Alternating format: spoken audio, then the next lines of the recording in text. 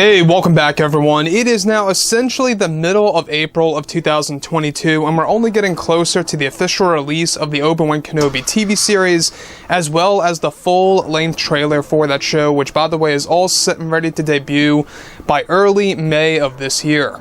This is Mike Zero. Make sure to subscribe if you're new to the channel for future Star Wars updates. Also, by the way guys, make sure to drop a thumbs up on this video to support the channel. I thank you also very much for the kind support. It is greatly appreciated. Now, we have a lot of things happening at the same time between, of course, both George, John, and Dave Filoni working on the new Star Wars universe, between combining both Legends in with the existing Disney canon material to really give fans that fresh new take on the franchise, to really also give fans an original version of the overall universe. Now, they are trying their best to really make Legends as accurate as possible to how it was done in the early 2000s into the 1990s as well, and exactly how that's going to be done in live action form. The thing about that is that they also want to cater to some of the already existing fans that didn't necessarily grow up with Legends content, and that's exactly why they're kind of making some minor changes to the overall Legends stories here and there. Overall, I don't think it's anything to worry about, but I digress. Moving on to, of course, everything of what's been happening with Disney and Lucasfilm is that we already know that Star Wars Celebration is going to be by far their biggest celebration yet for this year at least, because of how many celebration announcements that they have in stock, as well as next year's celebration, which is said to be even bigger because it's going to have more announcements related to movies and TV shows at the same exact time. So that's another thing to really look forward to as well, is that we have a lot of things coming our way. Disney's trying to make up for how many celebration events that we lost in 2021 and 2020. You know, you gotta remember that we haven't had a celebration in quite some time. So with that being said, however, what's really intriguing is that with both Disney and Lucasfilm now preparing to develop tons of new Star Wars TV shows and movies that will be announced at this year's and next year's Star Wars Celebration, creators Dave Filoni and Jon Favreau are currently developing new Star Wars TV shows such as Ahsoka and Mando Season 4. However, in a recent interview with actress Gina Carano, Gina Carano went on to lend her thoughts about the sequel trilogy movies and how Lucasfilm treated the Star Wars fans. Now, she goes on to state, you know, what I think happened is that at the time, Disney really viewed these fans of the franchise starving for new movies or for anything new that Disney had, and they had a very lazy attitude with the sequels and how they executed those films. There is no doubt about it that the sequel trilogy movies are not true Star Wars, of course not for true Star Wars fans. Disney never had a care in the world a couple of years ago about their decision and their direction with Star Wars under Bob Iger. I will admit that when I was watching these movies, I just kept rolling my eyes at how much it felt too watered down and played safe by Bob Iger. I thought it was terrible of what they did with Luke in the first two episodes. They promised fans that all three characters would be coming back into the sequels, and all fans got was a deadbeat dad and who was once an amazing Jedi now in hiding, and was shown on screen for 2 minutes in episode 7.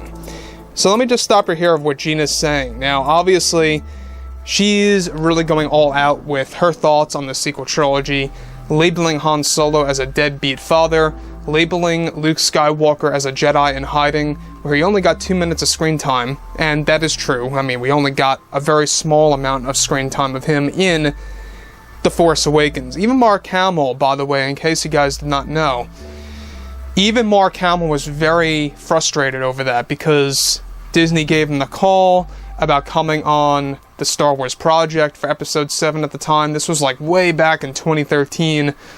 And he eventually agreed, and once the script was created, that's where he was reading and reading and reading until he got to the very end, and all he had to do was turn around, pull the hood back over his head, and reveal his face.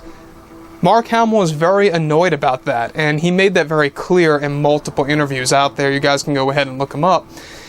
But the thing about this is that Gina really is giving us a vivid view of how the fans actually felt.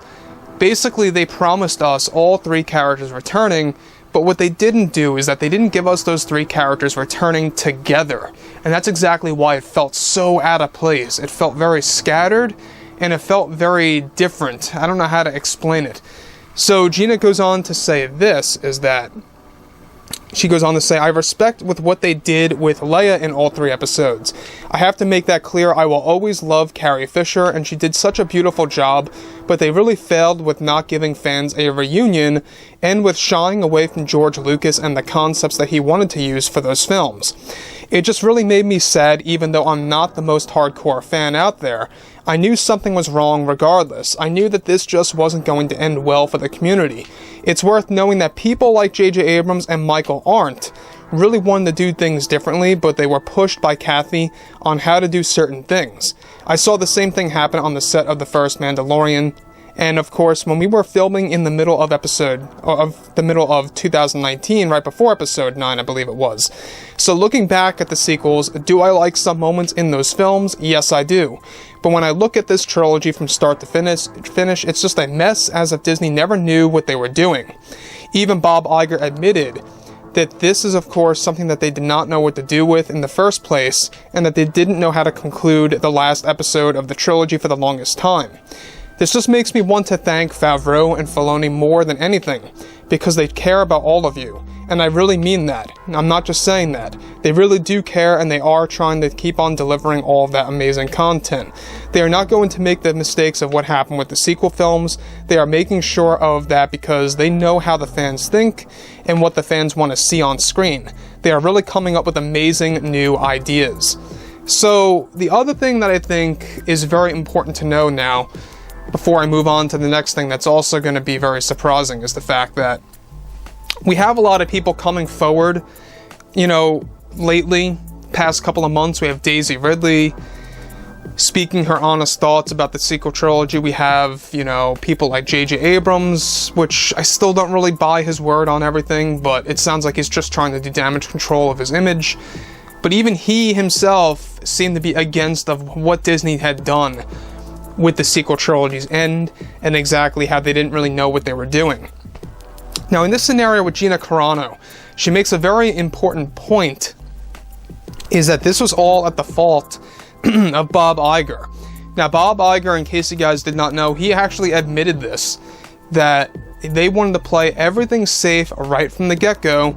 They wanted to make things very safe-driven because they didn't want to make the same mistakes that George did with the prequels. In my mind, the prequels are more Star Wars 1,000 times more than the sequel trilogy ever will be. That's just facts, and that's just my overall view on things.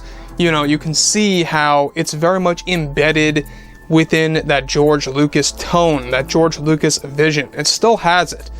I'm not saying that the prequels are flawless or anything like that, or it doesn't have problems. It sure does. But there's no denying the fact that the prequels are more Star Wars than the sequels. There's no doubt about it.